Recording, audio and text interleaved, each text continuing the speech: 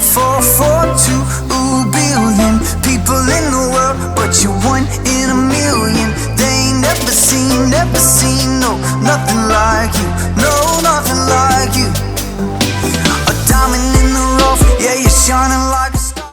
Hey everybody! Hi Grove Kids! Hello.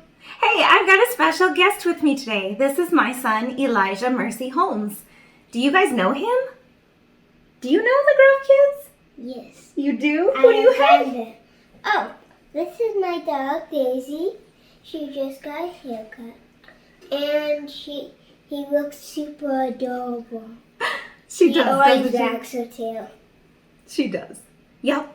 Hey guys, this month we're learning about how we're all individuals and we're created, uniquely made, and different.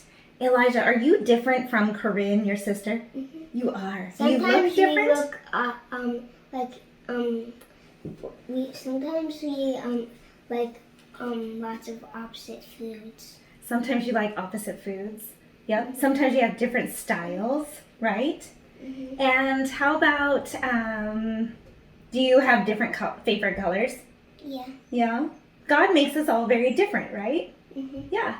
So in the Bible today, we talk about Lydia, who was made also different. She had different talents and unique gifts that she gave to the community. She also became a believer of the Lord, really? even when all her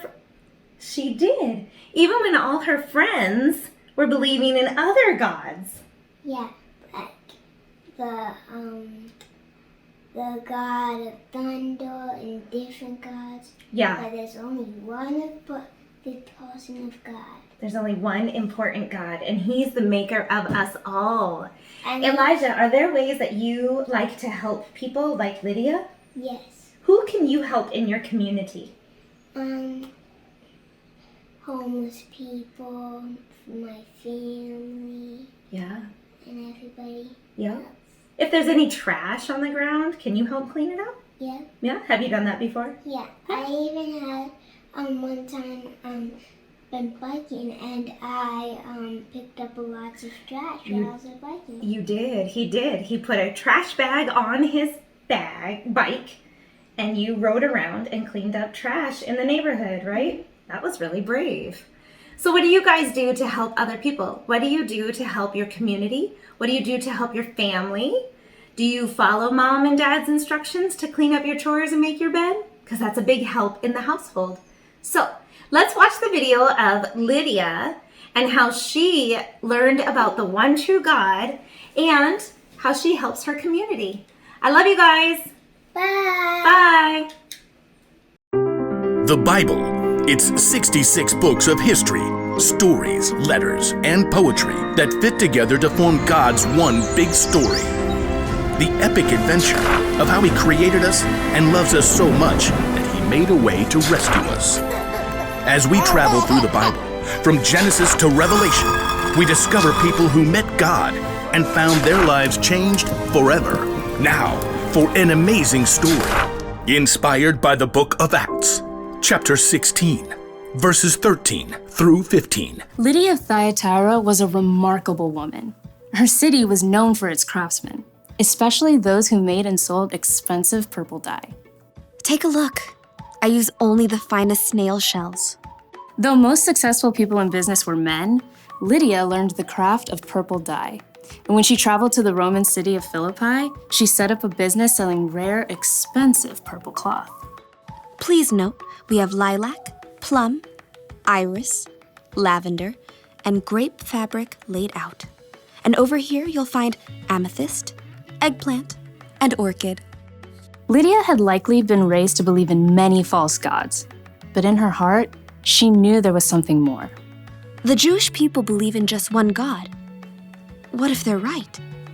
The city of Philippi had laws against bringing any unknown religion into the city. But Lydia would meet outside the city gates on the riverbank with a group of women who believed in the one true God. Love the Lord your God with all your heart and with all your soul. Love Him with all your strength. Lydia and the other women had never heard of Jesus. But as they began to seek God together, God sent a vision to someone else, the Apostle Paul. who was staying in the Greek city of Troas. Dream. It was so vivid. I saw a man standing right here begging me. He said, "Come over to Macedonia. Help us." Immediately, Paul and his friends set sail. Within a few days, they reached land and traveled to Philippi, one of the most important cities in Macedonia. So we just start by finding a synagogue of Jewish believers, right? I don't think there is a synagogue here. On the Sabbath, a day of worship, Paul and his friends went down to the river, hoping to find a place of prayer. Shall we gather at the river? Excuse me. Hi there. Do you wish to join us? We're praying to the one true God. Absolutely. There, by the river, Paul told the story of Jesus and how anyone who chose to follow Jesus could have a relationship with God that lasts forever. But this is amazing. This changes everything. The Lord opened Lydia's heart to believe every word of Paul's message. I wish to be baptized. At once. Not only was Lydia baptized, but she immediately shared the good news with her family and everyone who lived and worked in her home. And they too were baptized. Lydia gathered Paul and his friends. Do you consider me a believer in the Lord? If you do, come and stay at my house. We would be honored. As a successful businesswoman, Lydia's house was likely large and beautiful. We must meet here from now on. Lydia did not hesitate to give everything she had to the believers in the brand new church. And when Paul and Silas were later thrown in prison and then released, they immediately returned to Lydia's home to rest and prepare before they left the city. You must be brave. Of course we will. Don't forget to write.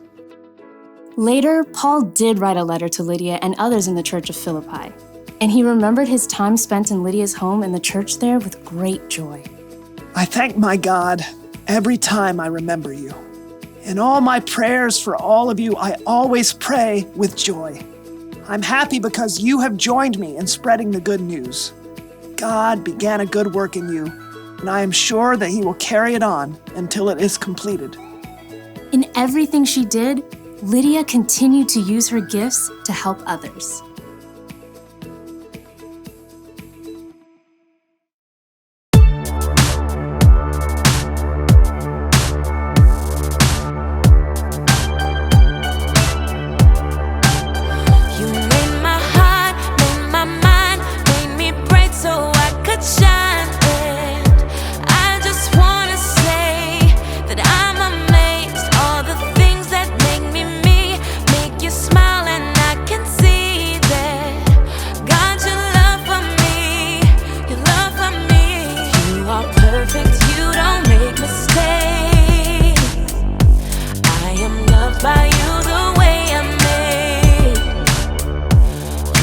Perfect, you don't make mistakes.